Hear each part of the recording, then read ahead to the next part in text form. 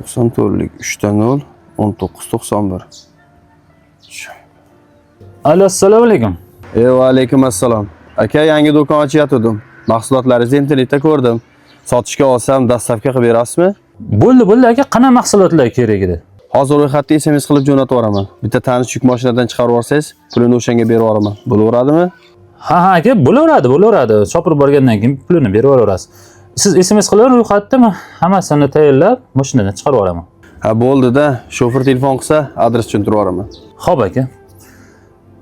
Ballar, dastavkaga bitta yuk mashina chaqiringlar.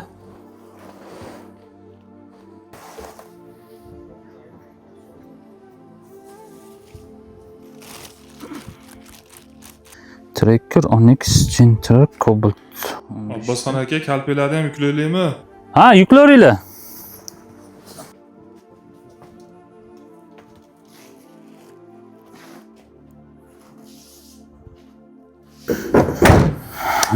To'g'ri. Mana buni spiska borganingizdan keyin shu summani berib yuboradi sizga. Ha, bo'ldi-da, ketardim bo'lmasa. Xo'p, aka kelaverasiz, bemalol optin narxda qilib beraman. Shopir yetib boribdi. Alo. Aka, aytgan joyingizga kelganman. 2 soatdan beri klientingiz nomeri o'chiq. Yo, o'chiq beryaptim. Hozir mana telefon qilib ko'raychi. Ha, bo'ldi, qilib ko'ring-chi. O'chiq ekan. Ha, aka, 1-2 soatcha kutib turing-chi, zaryadiga o'chib qolgandir, yonib qolar. Ha, bo'ldi, kutib turaman bo'lmasa. Aka, 6-7 soat bo'lib ketyapti. Meni ham ishlarim bor edi, nima qilay? Ha, mayli aka, qaytaring bozorga bo'lmasa. Ha, bo'ldi, hop, qaytyapman. Xo'p. Nimaga telefoni o'chig'i? Aka, mana undanmidi? Ko'rmaysizmi aka?